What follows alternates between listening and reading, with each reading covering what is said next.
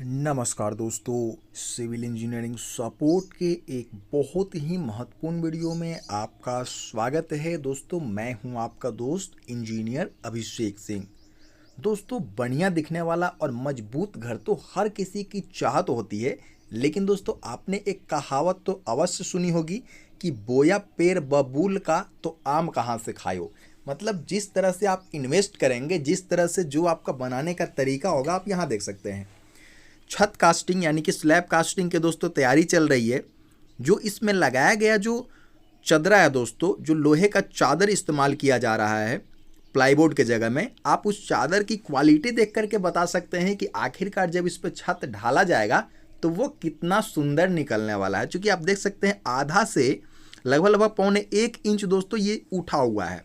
ठीक है, जो भी ये सीट पुराने होते जैसे जैसे पुराने होते जाते हैं दोस्तों, लोहे सीट की एक खराबी होती है, वो जगह जगह से मुड़ने लगते हैं। ठीक है, और इससे क्या होता है कि कास्टिंग जब करते हैं, जब ढलाई करते हैं, तो उस समय तो आपको कुछ ज़्यादा पता नहीं चलता है, लेकिन दोस्तों जब आप शटरिंग हटाते हैं तो आपने बहुत जगह ध्यान भी दिया होगा कि छत का निचला पार्ट जो कि रूम में रहता है, जिसको हम सीलिंग बोलते हैं, वो सीलिंग में दोस्तों आप देखेंगे कि एक लेवल में नहीं रहता है। कहीं कहीं पे देखेंगे कि 1/2 इंची उठा हुआ है, कहीं पे 1/2 इंची नीचे की तरफ लटका हुआ है।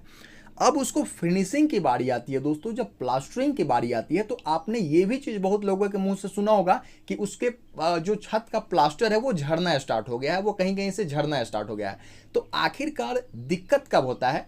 उसको मेकअप करने के लिए 1/2 इंच मान लीजिए उसमें डिफरेंस है, तो उसको मेकअप करने के लिए जब तक वो 1 इंच दोस्तों नहीं ऊंचा प्लास्टरिंग करेगा, तब तक वो 1/2 इंच को कवर नहीं कर सकता है। अब दोस्तों 1 इंच प्लास्टर, वो भी दोस्तों सीलिंग में, आप समझ सकते हैं कि कितना ज़्यादा गलत काम वहाँ पे होगा। और ये सब चीज़ें मैं इसलिए बता रहा हूँ दोस्तों क्योंकि प्रैक्टिकल लाइफ में आपने भी कहीं ना कहीं देखा होगा और हमने देखा हुआ है।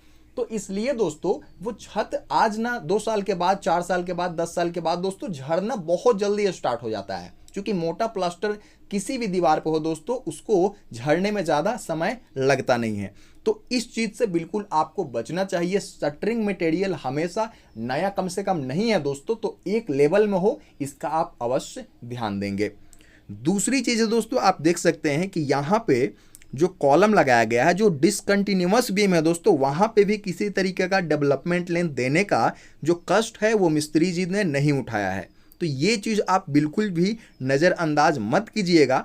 एक चीज़ और मैं आपको बताना चाहता हूँ दोस्तों कि ये जो रिंग देख रहे हैं, आम तौर पे रूल के अकॉर्डिंग दोस्तों ये जो रिंग है वो 6 से 8 इंच की दूरी पे बांधा जाना चाहिए था।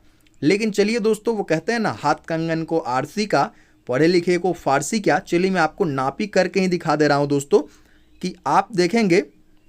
चलिए मैं आपको नाप करके दिखा रहा हूं। जिस तरह से आप देख सकते हैं पूरे 1-1 फीट का गैप दोस्तों मिस्त्री जी ने यहाँ पे रखा हुआ है। और अब आप समझ सकते हैं कि कितना क्वालिटी वर्क इनके साइट पे किया जा रहा है। तो दोस्तों इस तरीके के जो भी काम है वो अपने साइट पे करवाने से बचना चाहिए। अगर आप इन्वेस्टमेंट कर रहे हैं दोस्तों, किसी भी एक ऐसे आदमी को अपने साइट पे रेगुलर विजिट के लिए भेजना चाहिए जिनको हाउस बिल्डिंग की नॉलेज हो, या फिर दोस्तों जिनको घर बनाने का तजुर्बा हो। उम्मीद करता हूं दोस्तों ये जानकारी आपके बहुत काम आएगी अगर इसको सीरियसली तौर पे आप अपने बिल्डिंग में इस्तेमाल करते हैं। तो जो गलती ये कर रहे हैं वो गलती आप नहीं करेंगे तो निश्चित तौर पे दोस्तों भविष्य में आपको बहुत सारे फायदे देखने को मिलेंगे।